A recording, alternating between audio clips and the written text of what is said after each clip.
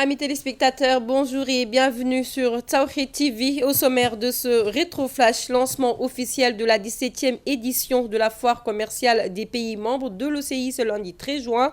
41 pays répondent présents à cet événement biennal.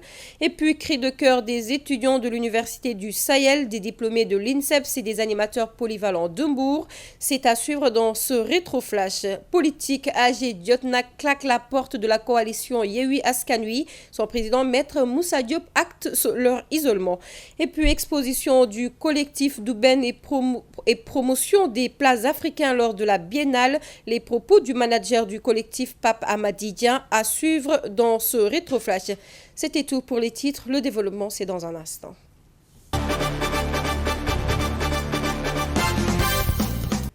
Bonjour et bienvenue. Je vous le disais tout de suite, le lancement officiel de la foire commerciale des pays membres de l'OCI a eu lieu ce lundi 13 juin. Faciliter le commerce intra-OCI, quel instrument pour le développement des échanges. 41 pays participent à ce rendez-vous biennal qui a pour objectif de booster les échanges commerciaux et promouvoir les investissements entre les pays de la Oumma islamique. Les détails que je vous propose de suivre dans ce compte-rendu signé Imam Cham et Abdoulaye Wade. En souhaitant plein succès à tous les participants, je déclare ouverte la 17e édition de la foire commerciale des États membres de l'Organisation de la coopération islamique. C'est ainsi que sont lancées les activités de la foire de l'OCI. Et durant ce rendez-vous d'échange, plusieurs forums économiques seront organisés pour la promotion de l'investissement des pays membres. Seront organisées une série d'événements très importants qui portent sur la promotion de l'investissement. Le premier événement, c'est le forum des API, des agences de promotion d'investissement des pays de l'OCI, qui va lancer un dialogue politique entre ces agences dans l'objectif de développer ensemble des stratégies de développement des investissements entre nos États membres. Le deuxième forum, et c'est le premier d'une série de forums que le CIDC va organiser pendant les mois à venir, et qui a pour objectif de promouvoir les investissements intra-OCI et de ramener les investissements des pays de l'OCI vers les pays de l'OCI. Et donc ça va être le forum Sénégal OIC, forum d'investissement, qui se tiendra les 16 et 17 juin de cette année. Nous avons également en marge de cette foire un événement extrêmement important pour accompagner les coopératives et surtout les coopératives dirigées par les femmes entrepreneuses afin qu'elles puissent accéder plus facilement aux marchés internationaux. Un autre forum extrêmement important également, il porte sur l'industrie du halal et concerne à accompagner les opérateurs et former les opérateurs sénégalais dans la certification du halal. Donc, dans les stands, les produits agricoles sont exposés massivement. Une façon de promouvoir le consommé africain, dira le directeur du CICES. L'objectif recherché, c'est de promouvoir les échanges commerciaux entre les pays africains. Compter sur nous-mêmes d'abord, avant de compter sur les autres. Aujourd'hui, il s'agit de réunir les opérateurs économiques, les investisseurs, pour aller vers ce qu'on appelle la promotion de l'expansion économique de nos pays africains. Et comme vous l'avez constaté, nous avons fait le tour des stands. À travers les produits, on peut espérer que l'Afrique doit consommer ces produits. Consommons ce que nous produisons et produisons ce que nous consommons. Le directeur du CICES d'annoncer la possibilité d'une future collaboration avec l'OCID pour l'organisation d'autres foires dans le secteur de l'éducation, de la santé, de l'industrie, entre autres, pour mieux répondre aux attentes du public. Éducation à présent, les diplômes des étudiants orientés à l'Université du Sahel sont retenus faute de paiement. Ces derniers, après avoir rencontré le ministre de l'Enseignement supérieur sans avoir eu gain de cause, interpellent directement le chef de l'État, au moment où des diplômés de l'INSEPS exigent, eux, leur recrutement. Par ailleurs, les animateurs polyvalents de Mbour menacent de boycotter les classes en 2023 si on ne les régularise pas. Ils étaient tous en conférence de presse au siège du FRAPP. Suivant à cet effet le compte-rendu signé Aïssatou Faye Boudian et Léa Niafona. Après plusieurs démarches, les 247 étudiants de l'Université du Sahel n'ont toujours pas reçu leur diplôme. Ils interpellent ainsi le chef de l'État. Nous disons à l'État du Sénégal, plus particulièrement M. le Président de la République du Sénégal, M. Macky Sall, d'exiger à son ministre, M. Cheikh Oumar Anne, de régler cette somme de 296 400 000 francs qu'il doit à l'Université du Sahel le plus rapidement possible. Parce que nous, on a besoin de nos diplômes pour faire des concours, pour passer, pour aller aider nos familles, pour aller aider nos parents. Eux, ils ont obtenu leur diplôme mais tardent à être recrutés. Il s'agit des 4 promotions formées dans les nouvelles filières de l'INSEP. À notre grande surprise, après notre formation, le ministère des Sports ne peut pas nous ne peut pas nous dire quelque chose de concret en ce qui concerne notre dossier de recrutement.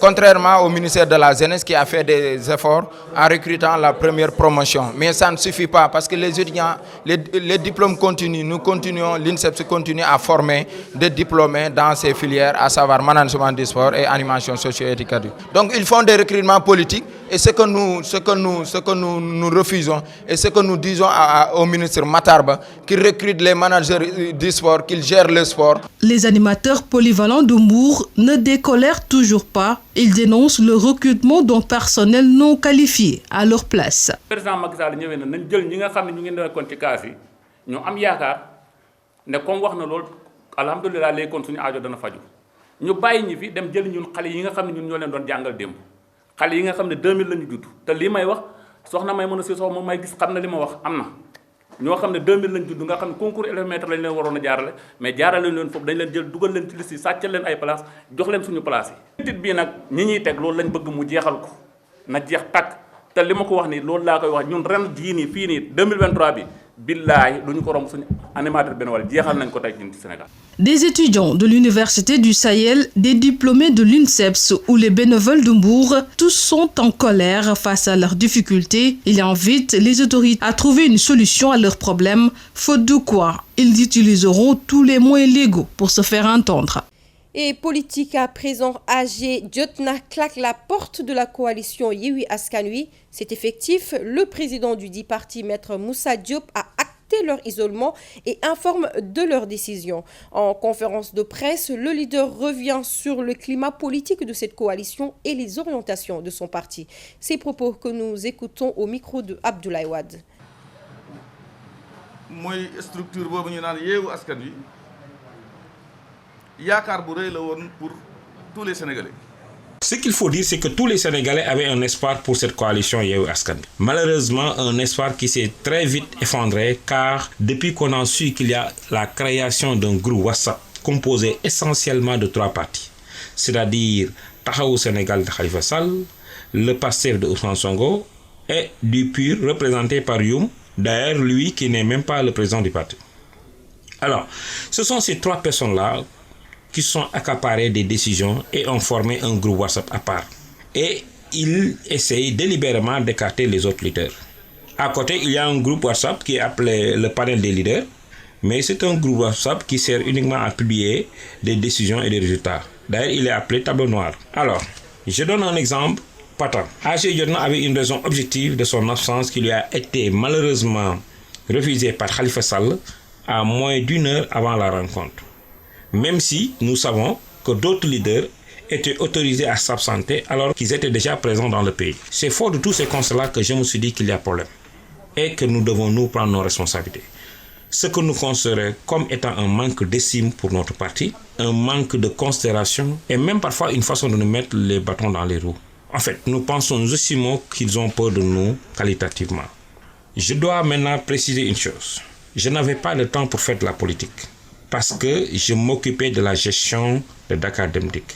Mais qu'ils sachent que dorénavant, je me suis lancé et je me suis engagé politiquement. Ils ne payent rien pour attendre. À partir d'aujourd'hui, nous prenons nos responsabilités de prendre acte de notre isolement, de prendre acte de tous les combats contre le parti AG Jotna, contre également les agendas politiques et surtout les arrestations illégales. Contre les agendas politiques et surtout de défendre pour arrêter des gens qui sont propres. Et culture pour terminer, dans le cadre de la Biennale, le collectif d'Uben a organisé une exposition. 6 artistes plasticiens de l'école des Beaux-Arts sont revenus sur leurs œuvres d'art. C'était également l'occasion de montrer le savoir-faire des cuisiniers à travers différents plats africains. Les propos du manager du collectif d'Uben, Pape Amadidia, que je vous propose d'écouter au micro de Aïssatou Faye-Boudian. Alors nous exposons en off. Comme vous le savez si bien, à la Biennale, nous avons la partie in qui se passe au niveau de l'ancien tribunal. Mais avec une très bonne organisation, la Biennale a un peu permis à tout le monde d'exposer là où il peut, avec des versions off. Donc aujourd'hui, nous sommes à l'école hôtelière de Dakar, cette grande école qui a eu à former tous les grands cuisiniers, on va dire, d'Afrique. On présente le collectif d'Uben, composé de 6 artistes plasticiens, tous diplômés de l'école des Beaux-Arts. Nous avons également cette année des invités qui nous viennent aussi bien de l'Europe que d'Afrique, notamment au niveau de la France avec notre invité, M. Robert, et M. Ouedraogo du Burkina. Je dirais que cette biennale tombe à son heure parce qu'on est passé par une période de Covid très difficile où toutes les activités culturelles avaient été mises en suspens. Cela fait aujourd'hui 2 ans, on va dire, il n'y a pas eu de biennale. Raison pour laquelle, quand cette année ça a été confirmé, vous avez vu cet engouement au Sénégal. Chacun montre sa créativité et chacun fait une exposition là où il peut. Donc on n'est pas tous obligés d'aller dans les galeries, c'est ça l'importance de l'art. Chacun peut, selon son thème ou sa scénographie, s'exposer quelque part. On sait que dans le Sénégal, nous avons des artistes très renommés dans le monde. C'est parce qu'ils ont beaucoup travaillé. Eux, ils ont débuté, ça fait maintenant un court moment. Mais on est sur la même lancée. Donc on prévoit de faire des expositions après la Biennale. Amis téléspectateurs, c'était tout pour ce Rétroflash. Merci de l'avoir suivi et excellente suite de programme sur Tawhid TV.